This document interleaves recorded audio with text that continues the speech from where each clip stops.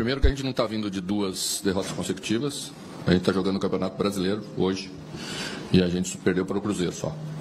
Então não estamos vindo de uma vitória, de uma derrota. Primeiro aspecto, tem que separar os campeonatos, senão fica tudo meio confuso. Segundo, era um jogo difícil como todos os jogos do Campeonato Brasileiro. A gente tem uma sequência muito dura de 4 jogos fora de casa. Não é fácil. Sem uma possibilidade de jogar em casa, equilibrar. Então a gente sabe como esse momento para nós tudo é valioso. Tá? Então vamos valorizar o empate e o ponto que estamos levando nesse aspecto. Segundo, analisando o jogo em si, né? Achei que o Grêmio teve no primeiro tempo, no início do jogo, boas perspectivas de fazer o gol. Teve 3 chances boas. Embora não tenha submetido o goleiro a grandes defesas, mas a possibilidade era uma possibilidade clara de fazer isso. E aí precisa melhorar essa definição. Uma delas escapamos com o Alisson pela direita, estávamos entrando com 2 jogadores por dentro. Aí nos enrolamos na definição da jogada, no acabamento dela. Ela originou o escanteio foi muito bem cobrado. Alisson cabeçou no primeiro pau, sobrou para o segundo pau, né? Tão boa quanto sobrou a deles, que eles fizeram o gol. Tá? Então o futebol tem que também aproveitar essas oportunidades, porque elas surgem e você pode escrever estratégias diferentes para o jogo. Né? Acho que a gente está pecando nesse aspecto, não aproveitar as oportunidades. Achei que no segundo tempo voltamos mal, o Vasco voltou melhor, tanto que fiz logo em seguida 2 alterações, bem cedo no segundo tempo.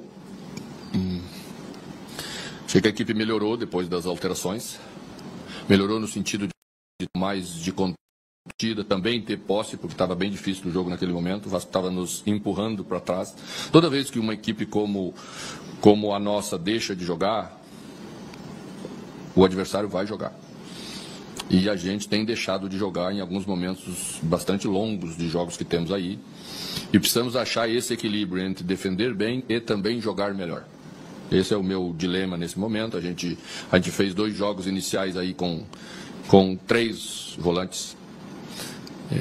E a equipe defende melhor, defende no sentido de não possibilitar o adversário chutar tanto no nosso gol, mas óbvio que tem dificuldade de construção.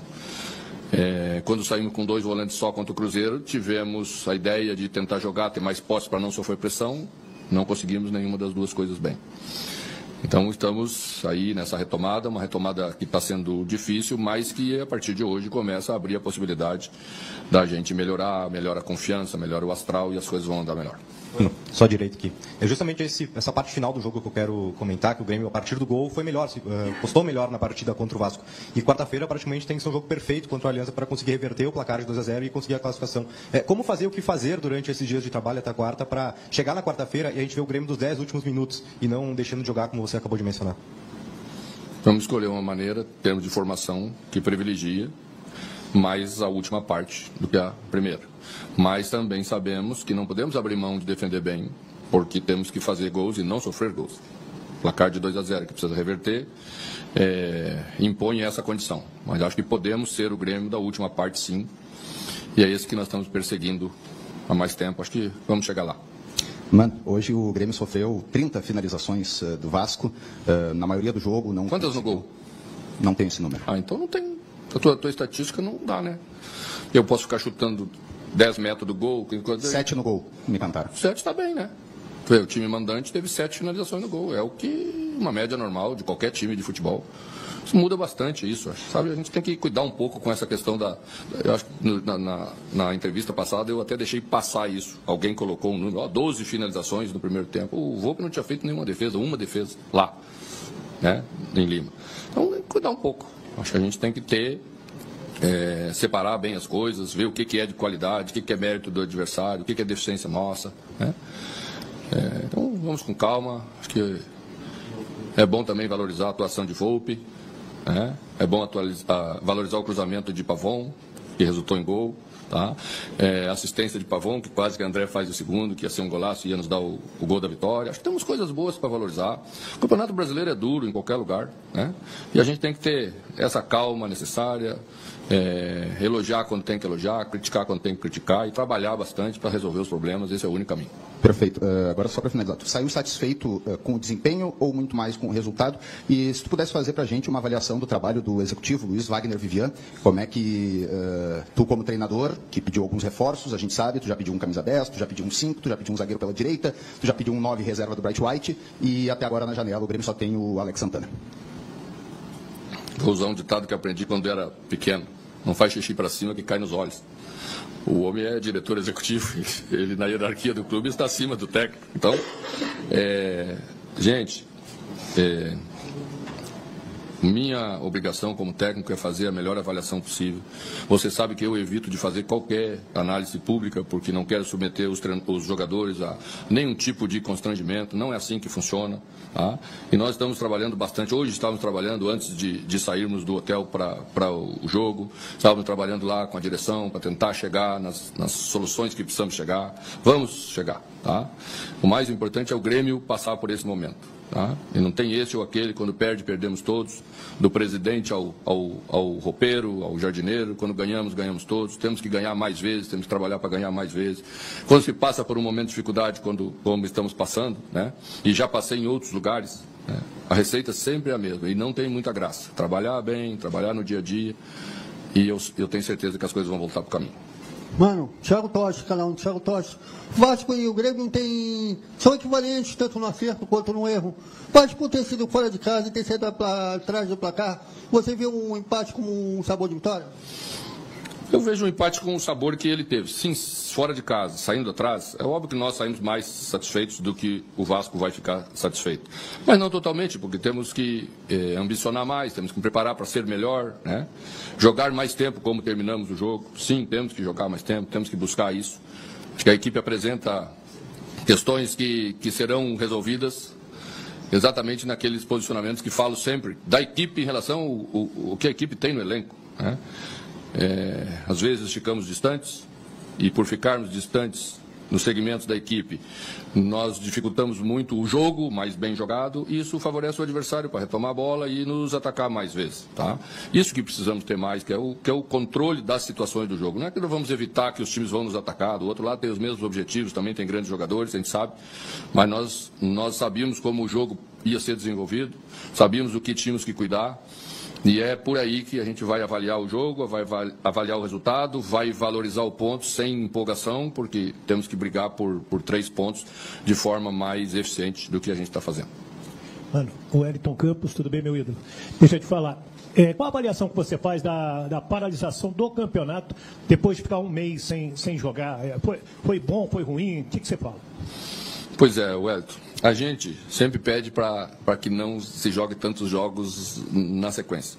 Mas quando tem uma parada muito longa, o primeiro momento traz prejuízo para todo mundo, com exceções, né? Vamos dizer aí que o Cruzeiro voltou jogando bem. Quem mais? Flamengo veio jogando bem. Botafogo veio jogando bem. Vamos parar por aí, porque todos aí estão reclamando um pouquinho, cada um reclamando dos seus, né? Então, isso nós tínhamos um déficit pelas avaliações que fizemos no nosso elenco de trabalho, daquilo que era feito em termos de números, em termos de avaliação, que nós precisávamos acrescentar em termos de condicionamento dos atletas na parte física. Então, nós priorizamos a parte física. Outros, provavelmente, priorizaram aquilo que deveriam fazer dentro das suas avaliações. Quem prioriza a parte física, o retorno depois é um pouquinho mais lento. Mas vai ser mais duradouro, eu tenho certeza, ali na frente. E é o que a gente entendeu que precisava fazer e fizemos isso. Boa noite, mano. Boa Tudo noite. bem? Marcos Eduardo, do canal Gato Mestre. Um prazer em te revê-lo de novo, né? Prazer, é meu. Mano, eu queria que você falasse no que a torcida do Grêmio tem que acreditar para a reversão do resultado quarta-feira. E eu vi no final do primeiro tempo você entrando em campo, falando com o pessoal, aí depois você chamou o Volpi e o Edenilson no campo. Era o quê? Era alguma mudança do jogo do primeiro tempo para o segundo tempo? Eu queria que você fizesse sua análise com relação a isso daí. Obrigado. Bem, primeiro em relação ao jogo daqui, o que eu falei rapidamente foi a mesma coisa que vinha falar no vestiário depois. A nossa equipe facilitou ao adversário retomar um jogo que nós tínhamos uma condição melhor. Porque saímos muito por um lado só. Nosso lado direito é um lado direito que sempre possibilitou uma saída um pouquinho mais qualificada. Ficamos fazendo ligação muito direta em excesso, né? Você sabe que o Vasco joga com uma linha alta E nós viemos para explorar isso em alguns momentos. Mas não pode só querer explorar a linha alta com bola longa, porque é pouco e o adversário vai começar a ver que você está jogando de uma maneira só. Então, o nosso lado direito teve a disposição para a gente sair algumas vezes com o Carioca, mesmo sendo um zagueiro, né? O extremo do Vasco fechava para marcar, pelo jeito que eles trabalham, então nós tínhamos que usar um pouco mais o outro lado também. Fizemos isso melhor no segundo tempo, e quando fizemos a equipe ficou um pouco mais equilibrada. Senão a gente desgasta demais Alisson, e ele é um jogador de conduzir, é um jogador de 1 contra 1, a gente não pode sacrificar ele, porque arrebenta o jogador, ele daqui a pouco não aguenta. Então, o time tem que ser mais equilibrado, e era isso que eu estava abordando com os dois, porque os dois fazem parte, primeiro, Volpi do início da jogada, muitas vezes, e o segundo jogador de permanecer mais aqui pelo lado direito para sustentar uma saída mais qualificada. Então era isso. Questão de quarta-feira, sempre é muito difícil reverter jogos. A gente vai se apoiar um pouquinho na mística primeiro. Das 3 viradas de 0-2 do Grêmio, 2 foram comigo na história. Uma com o Felipão, vamos juntar os dois lá, já que já estamos juntos, para tentar fazer mais uma vez. Tá? Mas a gente sabe que vai jogar contra um time experiente. O Aliança de Lima fez uma eliminação do Boca na Bomboneira, na pré-Libertadores. Né? Então, não se trata de um time que vai ir a Porto Alegre com ingenuidades. Então, temos que ter jogo, temos que ter volume maior e temos que ter chegada mais forte para a gente também abrir essa possibilidade. Jogos eliminatórios são assim. Primeiro fazer um gol, né? Não sofrer, porque aí já se abre a possibilidade de você fazer um segundo no mínimo, você pode levar para as penalidades máximas. E é isso que nós vamos fazer, com a cabeça no lugar, com o estádio, um ambiente melhores do que os últimos vezes que estivemos lá. E eu acho que é isso que o torcedor pode ajudar a gente nessa hora, porque o Grêmio, historicamente, já fez isso em outras oportunidades e juntos aumenta a chance de fazermos. Mano, a tua direita aqui, Bruno Soares. Mano, a torcida está muito preocupada, né, com o nível dos jogadores do elenco. Você já citou que tem conversado com a diretoria sobre reforços. Em outros momentos já falou também sobre características, posições. E falou sobre a possibilidade de chegada de jogadores mais ou menos como o Alex Santana. É nesse nível que você segue esperando? Porque hoje, por exemplo, o pré-candidato Marcelo Marques disse que vai ajudar a diretoria, ou vai conversar para ajudar. Você começa a esperar reforços diferentes, de um nível mais elevado, para de fato mudar o patamar do teu time? E é necessário que cheguem jogadores desse patamar diferente para salvar o Grêmio nessa temporada? Bom, primeiro vamos esclarecer o que eu falei. Quando eu citei o nome de Alex, não estava me referindo a qualidade nenhuma de jogador, porque eu nunca falo sobre isso abertamente. Estava falando em condições de chegar e estar pronto para jogar. Essa era a situação que eu me referi. Tá? Obviamente que o jogador que chegar nessa janela tem que ter essa condição, senão não tem sentido nenhum. Né? E as outras questões a direção está tratando bem, seja com quem for que eles estiverem tratando, vai estar bem tratado e o Grêmio vai fazer o que tem que fazer. Aqui, mano, boa noite. Jonatas Santos, canal BTV Esportes. Mano, no momento da substituição que o Diniz realizou, trocando um atacante por um volante, ali você percebeu, teve algum feeling, né, que algo seria proporcional para o Grêmio avançar, atacar e conseguir concluir o resultado, até empatar e talvez virar a partida? E só por uma curiosidade, você poderia confirmar se o Grêmio chegou a negociar com o volante Thiago Mendes, que fechou com o Vasco na última semana? Com quem? Thiago Mendes, que fechou com o Vasco. Não acho, pelo menos pela minha informação, não negociamos. Tá? Obrigado. A questão acho uma boa discussão essa de colocar um volante. Eu faço parte dessa gente que tem uma certa predileção por volantes, às vezes, e até sou criticado por isso. Tá? Se você está ganhando o jogo, você tem uma condição na sua casa, você coloca mais um atacante, ou você coloca um homem para segurar um pouco o meio campo? Você sentiu que o adversário cresceu no meio campo, você coloca um jogador para conter esse crescimento, ou você coloca mais um jogador na frente e deixa aberto? É uma discussão, são as decisões que o treinador tem que tomar. Não é fácil. Às vezes dão certo, às vezes não dão. Mas sempre vamos fazer a mesma. Sempre colocamos um outro atacante, mais um atacante. Daqui a pouco vai voltar como era antes, né? 2-8, né? Não dá. Tá? Então ele achou que deveria fazer, achou que era bom para a equipe dele naquele momento, tentou fazer o melhor. A gente sempre quer fazer o melhor. Tá? E às vezes você sente que seus jogadores estão desgastados. Tem que fazer para proteger um pouco aquele jogador que está desgastado.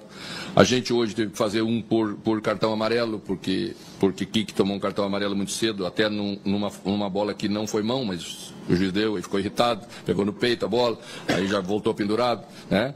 Edenilson já tomou um cartão também no primeiro tempo, então você fica tentando resolver essas questões para que a equipe continue forte. Eu precisava tornar a equipe mais ofensiva, e colocamos jogadores. Veja que eu tirei um extremo e coloquei um meia. Teoricamente, você tinha que colocar mais um atacante, mas isso que, ao meu ver, nos deu o ganho de meio campo, de voltar a jogar mais próximo. Com a entrada de Riquelme, que é um menino, entrou muito bem pelo lado, André fez os movimentos certos, mas também foi beneficiado dessa bola que chegou com mais qualidade na frente. Tá? É isso, o futebol é isso. E a gente tomou as decisões que achou que eram corretas e o Vasco as suas. Boa noite, mano. José Fernández, para a edição chilena do Diário AS. Queria perguntar por Alexander Aravena. Tem vezes que ele joga, às vezes não jogou com o São José, não jogou hoje. A semana passada jogou a partir do intervalo com Cruzeiro, participou na jogada do gol. Com a Aliança joga, mas termina sendo substituído. O que passa com Alexander? O que precisa fazer ele para jogar um pouquinho mais? Eu tenho uns 25 aí que querem jogar todo jogo. E eu tenho que escolher, né, e respeitar as características, tentar fazer as melhores escolhas. Para não deixar de responder a tua pergunta mais objetivamente, vou falar por característica. Aravena não é um extrema de 1 contra 1. Aravena é um segundo atacante e alguém que chega bem na área. Então, para que nós possamos utilizá-lo, tem circunstâncias que são favoráveis, outras não são tão favoráveis a ele. E as escolhas são essas. Não tínhamos Kiki Oliveira lá. É um jogador que tem um 1 contra 1 mais forte, colocamos um outro atacante, mas são jogadores que vão sempre estar alternando, jogando de 3 em 3 dias, como jogamos no Brasil. Não tem jeito, o treinador precisa ir alternando. E é importante que tenha jogadores com a qualidade de Aravena para quando entrar, poder performar como a equipe precisa.